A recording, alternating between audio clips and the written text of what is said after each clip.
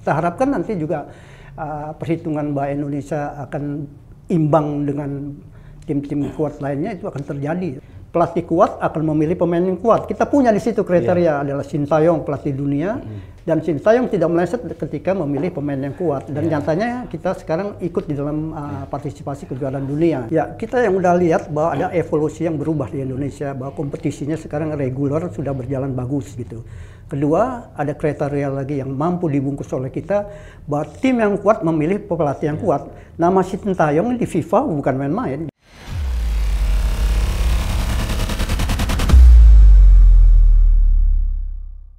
Pemirsa, inilah Q-Sport, masih bersama saya, Arfa Gandhi. Kali ini kita akan membahas soal Timnas Indonesia, apakah masih memiliki peluang untuk lolos ke babak putaran final Piala Dunia 2026. Dan sudah bersama saya, seorang pengamat sepak bola, Om Rayana Jakasurya. Om, gimana kabarnya Om? Baik, terima kasih. Ini kita ngobrol-ngobrol santai aja Om terkait peluang Timnas Indonesia Om. Langsung aja Om ke pertanyaannya. Sebagai seorang pengamat Om, apa yang Om lihat pada pertandingan Indonesia lawan Australia kemarin Om? Oh ya, memang kita beruntung sekali ya. Australia adalah pelanggan yang bercita-cita selalu untuk ikut kejuaraan dunia. Dan kita dari dulu zaman Hindia Belanda kita berharap kita juga akan muncul di dalam kejuaraan dunia. Tetapi kekuatan sepak bola kita udah terbungkus nih sekarang, karena persyaratan pertama sepak bola kuat harus ada pelatih kuat. Nah, kita punya Sintayong yang berwarna kuat nih. Kita bisa lihat fakta dan nyatanya Sintayong harus berhadapan dengan tadi tim yang harus dilawannya, maunya Australia dan segalanya itu. Tetapi nomor satu adalah kriterianya bahwa di sebuah negara harus mempunyai pelatih kuat, sehingga pelatih kuat akan memilih pemain yang kuat. Pemain yang kuat akan membungkus hasil yang kuat. Nah, ini menjadi taruhan dari kriteria dari semua negara yang ikut pada kejuaraan dunia atau suatu target yang diidam-idamkan di suatu negara. Jadi pertama itu rumusnya pelatih kuat. Kita ada Sintayong di situ dan dia terbungkus oleh kurikulum vitae yang memang mengembangkan sepak bola kelas dunia. Nah, ini perlu di kita. Jadi kita belum punya sampai sekarang adalah turunannya bahwa kita punya pelatih yang mendunia. Tidak apa-apa di dalam persyaratan bola kita harus mencari pelatih kuat. Kebetulan nama Sintayong adalah yang pantas untuk di Indonesia dan adaptasinya juga begitu berkembangnya. Gitu. Tapi kalau menurut pandangan Om sendiri soal peluang Timnas Indonesia di untuk bisa lolos ke Piala Dunia, bagaimana Om? Semua kita harap dari tim-tim yang memang akan berharap ke kejuaraan dunia, hampir seluruh dunia mempersiapkan itu. Kita mempersiapkan dalam level yang aturan mainnya bagus sekali, bahwa untuk masuk ke kejuaraan dunia kita perlu pelatih yang kuat. Nomor satu itu. Iya, itu. Nah, dan di situ ada nama Sintayong yang menggaransi, dan nyatanya kualitas yang dikembangkan Sintayong sebagai pelatih Indonesia ini memang masuk pada suatu cita harap yang memang memenuhi target bahwa pelatih kuat akan memilih yang pemain yang kuat. Kita bisa tahu di situ. Ya. Ini berarti kita masih punya peluang Om ya, agar lolos gitu Om. Oh ya, memang ini targetnya Sintayong ada di line up di sepak bola Indonesia karena memang itu target yang diharapkan Sintayong. Jadi biasanya pelatih, saya sering membawa pelatih seperti Ivan Kolev segala, dia selalu menanyakan PSSI mau mengambil saya targetnya apa. Iya. Itu nomor satu. Karena apa? Si pelatih akan dapat diuntungkan oleh Indonesia ketika kurikulumnya dikembali kepada negaranya, dia sudah membawa Indonesia pada klasemen yang diharapkan. Nah, ini penting bagi pelatih. Jadi pelatih itu tidak sembarangan untuk tidak membungkus tim yang dilakukan secara profesional, bahwa dia bekerja di suatu negara, dia harus dengan disiplin ilmunya memberi kekuatan dari sepak bola itu sendiri. Nah, kebetulan kita ada nama kuat di situ, Sintayong. Nah, ini pelatih kuat akan memilih pemain kuat. Kita bisa lihat sekarang juga kemarin bagaimana Indonesia menerapkan permainan yang sangat menarik ya. Kan lawan Arab kita seri 0-0, lawan Australia lawan Arab 1-1 ya? Ya. Lawan Australia 0-0 Om. Banyak orang yang juga bilang tuh kalau kita masih punya peluang lolos lewat skenario bisa finish di peringkat 3 dan 4 Om. Ya. Nah, sementara kan dalam grup C ini itu ada tim-tim negara besar kan seperti Jepang, Bahrain. Nah, kalau menurut Om tuh bisa nggak timnas Indonesia nih bisa di klasemen akhir tuh bisa mendarat di posisi 3 atau 4 sementara lawan kita berikutnya tuh bertandang ke kandang Bahrain Om? Ya, kita bisa lihat bahwa ada yang menguntungkan sepak bola kita di tim Indonesia adalah di merah putih adalah nama Sintayong. Itu sebuah garansi bahwa disiplin ilmu dalam sepak bola suatu negara, sepak bolanya akan kuat jika kita mempunyai pelatih yang kuat. Dan pelatih yang kuat berkarakter akan memilih pemain yang kuat. Nyatanya tadi sudah disentuh tadi bahwa negara kita akan maju terus dalam pertandingan demi pertandingan di dalam kancah pertandingan tadi. Bahwa inilah yang nomor satu kita pilih, bahwa kekuatan sepak bola bukan dari materi pemainnya dulu, tetapi dari pelatih yang kuat. Pelatih yang kuat akan memilih pemain yang kuat itu dulu gitu.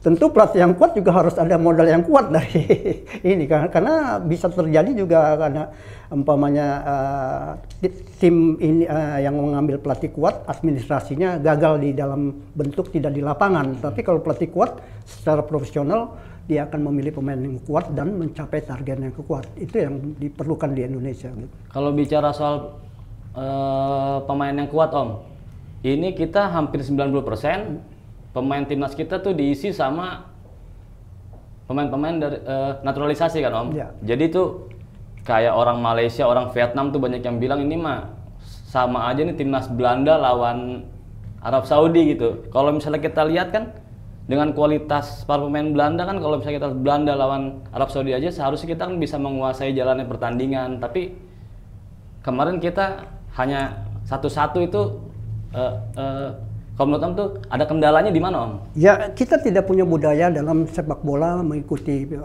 proses ke dunia ya gitu ya. Tapi kita telah memilih pelatih kuat karena kita berkeinginan untuk kita berkancah bermain di dunia. Nah, oleh karena itu kita pelatih kuat dulu sehingga Sintayong itu sebagai line up di kepelatihan kita bisa memilih pemain-pemain kuat yang dimana juga hasilnya tidak mengecewakan gitu. Itu rumusannya gitu ya.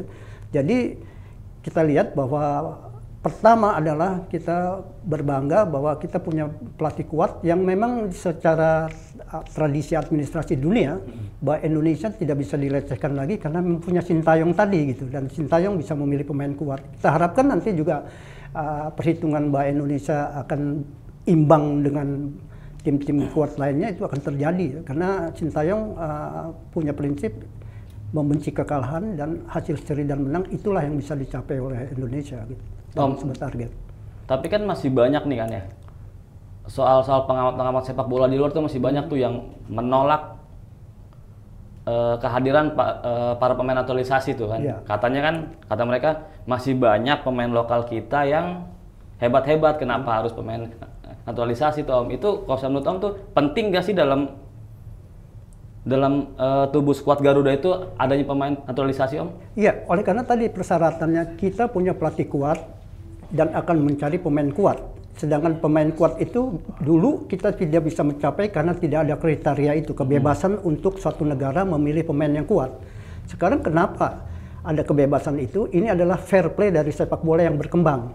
Contohnya umpamanya kalau seseorang Indonesia lahir di negara orang karena dari perkawinan hasilnya juga berdarah Indonesia dan bermain bola dengan baik, kenapa tidak? Nah, inilah FIFA akan membentuk suatu fair play sebelum di lapangan sudah ada peraturan-peraturan yang bisa mengembangkan negara-negara yang tidak termasuk dalam catatan kuat dalam pertandingan dunia itu bisa diharapkan muncul untuk mendapat kesempatan ikut di kejuaraan dunia. Ini yang dijadikan oleh FIFA mengapa ada satu keterbukaan sekarang gitu.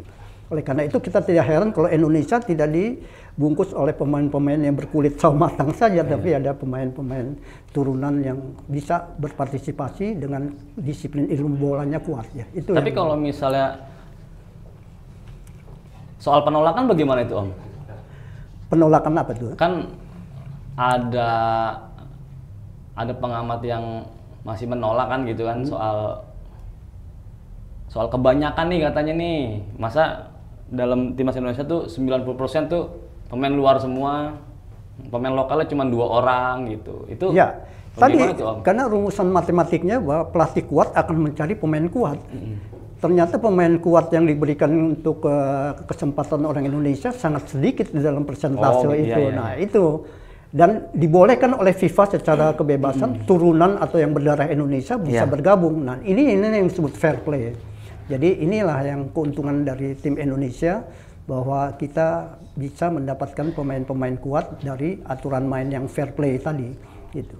Terus Om, peluang lawan Bahrain nanti bagaimana Om kira-kira Om? Menang apa enggak kita nih Om? Evolusi sepak bola Indonesia sudah berjalan panjang gitu ya. Sedangkan Bahrain baru bertemu ketika dia jaya mendapat minyak dan membentuk sepak bola ya. Walaupun kita lihat bahwa faktor fisik memang mereka juga termasuk yang agak lumayan dalam 90 menit main. Tapi kita juga sudah dalam evolusi Hindia Belanda sudah punya sepak bola. Jadi kita tidak tergantung dari alasan-alasan fisik. Justru alasan teknik kita punya kekuatan bahwa sepak bola dalam rumusan pelatih kuat akan memilih pemain yang kuat. Kita punya di situ kriteria adalah Sintayong pelatih dunia dan Sintayong tidak meleset ketika memilih pemain yang kuat. Dan nyatanya kita sekarang ikut di dalam partisipasi kejuaraan dunia.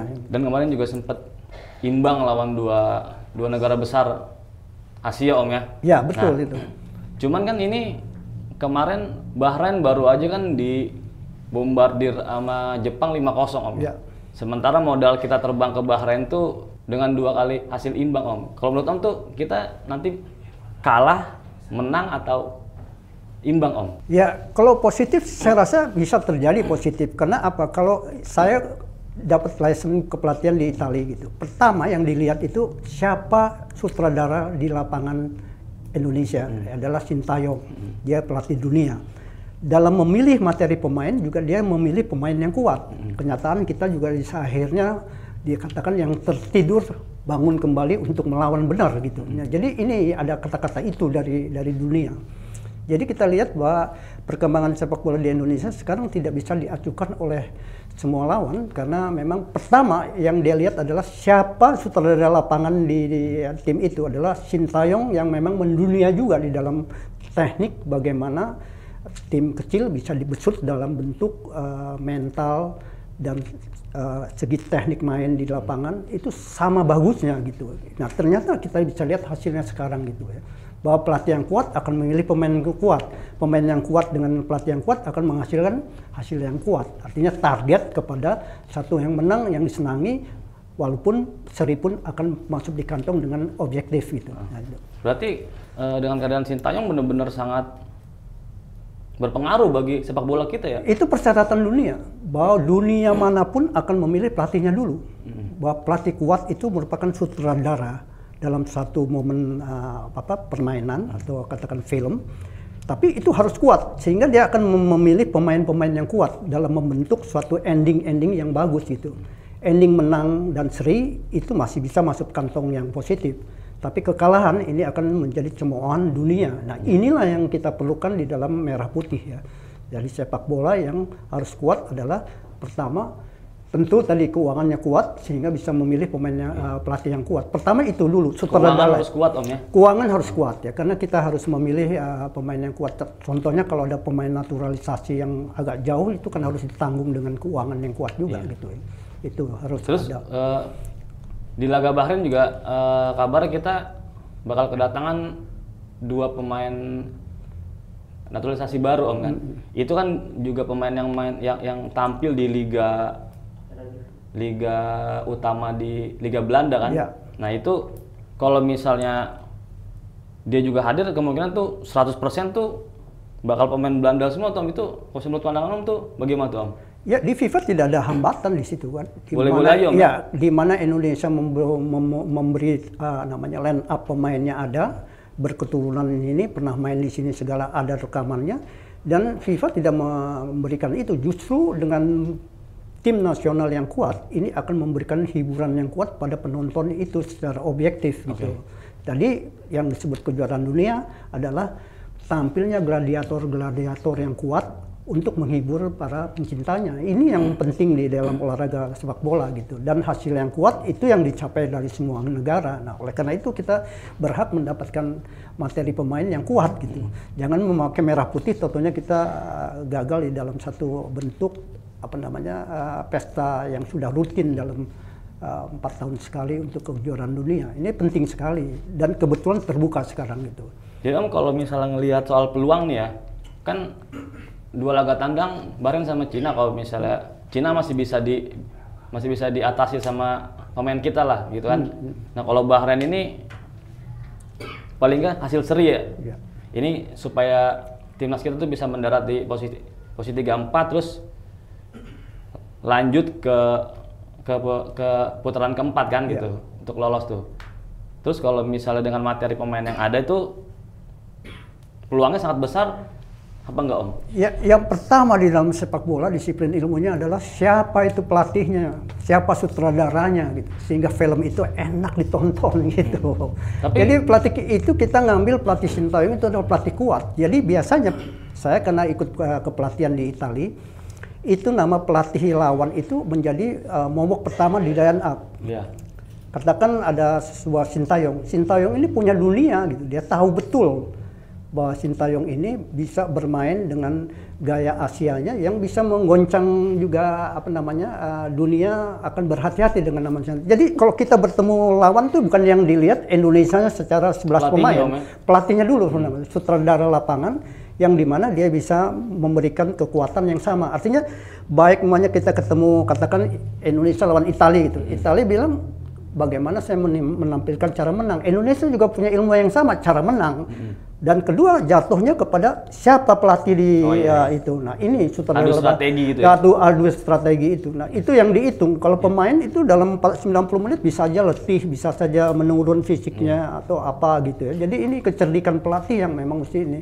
Karena dalam satu turnamen mendunia atau turnamen yang katakan berkepanjangan itu keletihan juga harus dijaga, walaupun dia pemain kuat fisik ya, tapi begitu pemain bagusnya fisiknya jatuh juga ini juga tidak bisa mencapai target. Kayak Stefano Lillipali main bagus cuman tidak dipanggil Sintayong karena menurut Sintayong dia di 15 menit akhir tuh fisiknya menurun gitu. Ya biasanya pelatih mempunyai kelihayan di situ. Jadi dia melihat bagaimana efisiensi dari pemain ini tidak bermain imbang dalam 90 menit dia tahu. Atau katakan di kiper Indonesia Jangkung, dia sudah mengetahui bahwa kelemahan kiper-kiper yang Jangkung adalah bola bawah kalau ada penalti. Berarti itu detail Om ya? Iya, harus detail. Jadi tim nasional itu dibungkus dalam satu bentuk yang memang dalam detail secara ilmiah gitu. Secara ilmiah. Jadi kalau dia umpamanya menerima sebuah operan dan waktu itu menahan bola dengan salah saja, pelatih sudah tahu nih, oh ini salah, ini bukan pemain. Dia tahu ya? Jadi detail itu. Jadi kalau udah pakai merah putih atau pakai kesebelasan tim nasionalnya, itu secara detail pelatih yang kuat itu akan melihat detail permainannya, detail skillnya, detail semuanya ya gitu, fisiknya dan segalanya. Itulah yang disebut namanya tim nasional ya gitu. Jadi sangat panjang sekali ininya ya kriteria untuk memilih pemain itu. Jadi nggak bisa langsung ini pemain bagus, belum tentu ya gitu ya. Berarti kalau menurut Om Ray ini peluang kita nih untuk lolos nih ada nih Om?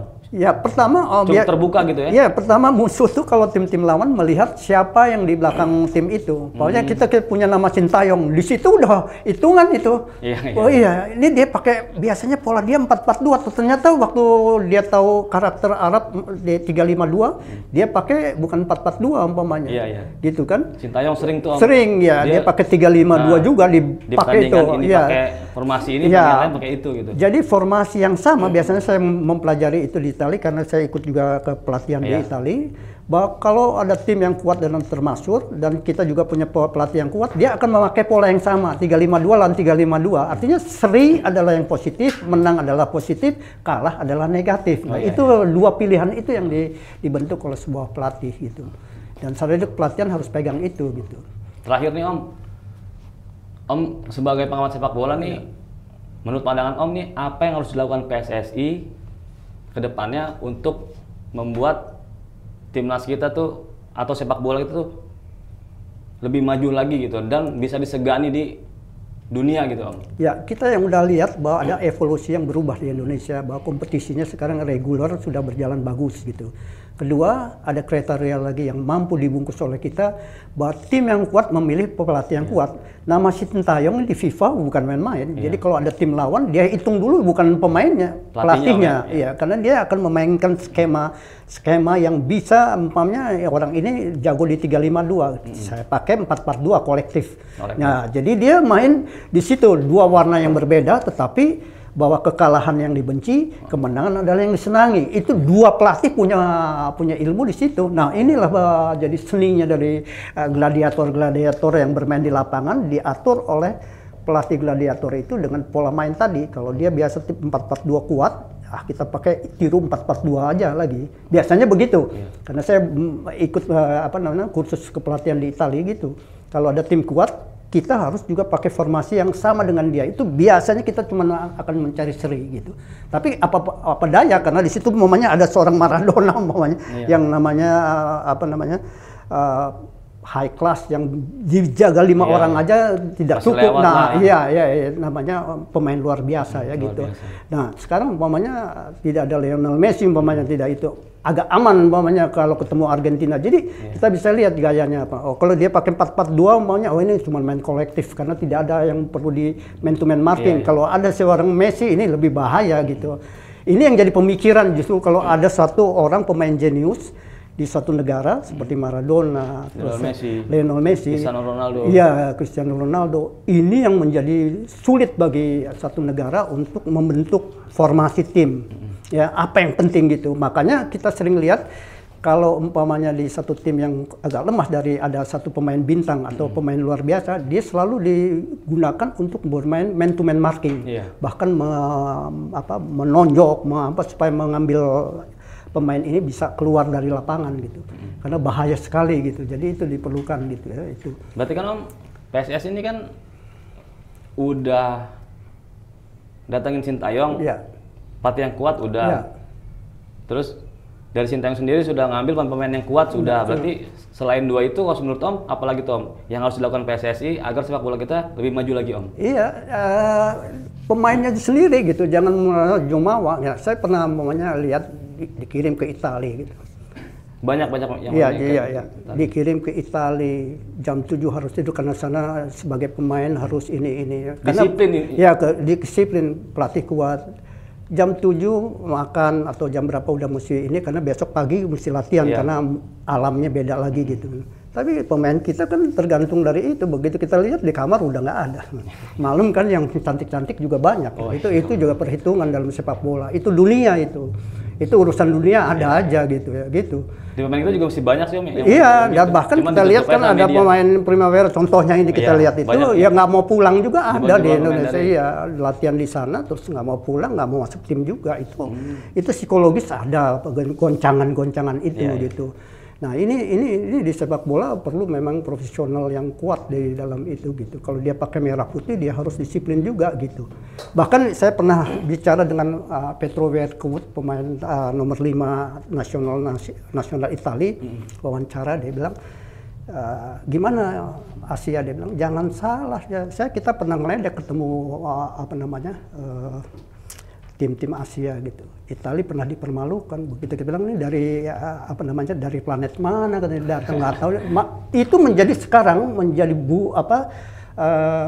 cerita yang menjadi dikaitkan dengan moral pemain-pemain Italia. Nggak boleh melecehkan itu gara-gara kalah lawan Korea waktu itu.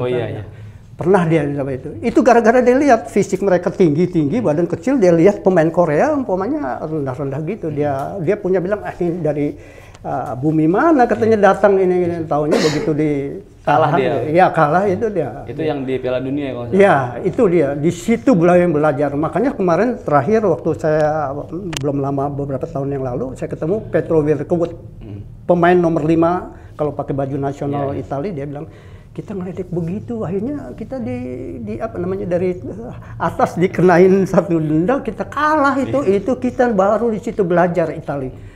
Bahwa sepak bola bukan 90 menit main, tapi melecehkan lawan itu juga udah sebuah kekalahan. Ya itu yang saya juga kaget. Oh, kok penjabarannya begini. Ternyata di Itali walaupun kita lihat gladiator mereka menjadi juara dunia, tapi hal itu menjadi kantongnya pembicaraan mereka. Tidak boleh dia merendahkan lawan gitu. Jadi dia selalu sekarang begitu. Ya. Akibat dia pernah dilecehkan oleh pemain-pemain dari Korea gitu ya. Terus Om, saya masih satu lagi nih Om, masih penasaran Om.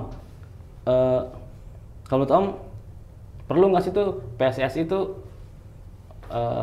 nyari pemain keturunan tuh dari usia dini Om, agar nanti pas dia di umur yang senior tuh udah matang gitu Om? Nomor satu kita harus punya, pertama dari kriteria yang tadi pertanyakan, bagaimana sih bentuk tim yang kuat untuk tim Indonesia atau nasional Indonesia adalah pelatih yang kuat. Nah kalau untuk di usia dini pelatih kuat siapa kira-kira? Kita tidak punya budaya di situ karena kompetisi yang di bawah dari kompetisi PSSI ini tidak ada yang umur 17 segala, ada kompetisi yang berjalan lancar gitu. Dengan nama-nama pelatih yang ada saat ini Om? Ya oleh karena itu saya sendiri yang ngomong di wawancara di radio bahwa mau Indonesia maju, ambil Sintayong. Tidak lama dari situ Sintayong ada. Kenapa? Seorang Sintayong akan memilih pemain yang kuat. Jadi pelatih yang kuat di dunia akan memilih pemain yang kuat. Jadi kalau umpamanya pemain dunia ini akan ketemu Indonesia, dia bilang siapa pelatihnya dulu, ditanya Sintayong. Oh itu yang pernah. Nah, Italia pun demikian. Ya, ketika dia ketemu Korea pada waktu itu saya berbicara dengan Petro Verkut, nomor 5 nasional Italia. Dia bilang kita mau ketemu Korea, kita bilang ini dari bumi mana nih, kecil-kecil gini, dia jangkung-jangkung Italia. Ternyata dia dikalahkan oleh Korea waktu itu. Disitulah mereka mendapat ilmu bahwa kutukan itu ada di sepak bola ternyata. Sampai begitunya sepak bola percayanya di Italia. Jadi memang soal menang kalah rupanya ada yang di atas yang ngatur. Cuman kita tidak boleh melecehkan itu. Padahal itu di luar lapangan. Tapi begitu ngelihat nih dari mana katanya kecil-kecil kan orang Italia gitu. Tapi pernah lawan Korea kena satu cerita yang tidak kan bagus. Kalau Sintayong ini kan di level senior Om. Ya. Untuk pembinaan usia mudanya agar membuat tim yang kuat tuh sarannya gimana Om? Ya saran dari sepak bola kuat kontinuitasnya bukan dari level itu tidak ada kesinambungan. Jadi dari level bawah pun umpamanya kadang dulu zaman sepak bola kita kastanya begini, bocah. Dari bocah tuh anak. Jadi 13 16 gitu. Terus junior, sub-yun, namanya sub junior, baru junior baru pemain gitu. Yeah. Jadi ada 5 step gitu. Nah sekarang sudah nggak ada tuh kita tuh. Nah itu yang mestinya dilihat dari situ. Sekarang kita ada kesulitan dalam mencari pemain karena tidak ada lepas dari kasta-kasta itu. Gitu. Kalau dulu ada tuh, hampir semua daerah punya itu. Sekarang udah nggak mau.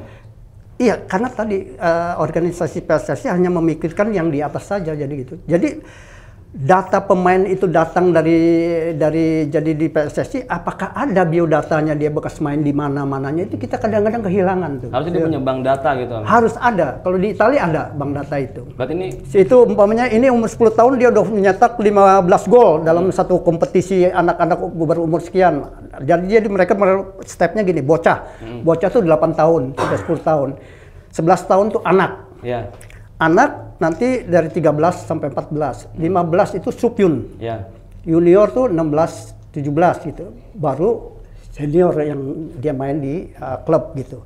Jadi step itu kita udah nggak ada, bubar di sini nih. Oleh karena itu saya desak di radio, ambil aja kalau cara gini kita potong lintas, kita kalau bedah tuh kita amputasi aja yang cerita tadi, step saya tadi. Ambil langsung yang namanya Sintayong, pelatih dunia yang sudah ternama. Kenapa kan itu di radio Bang Chan?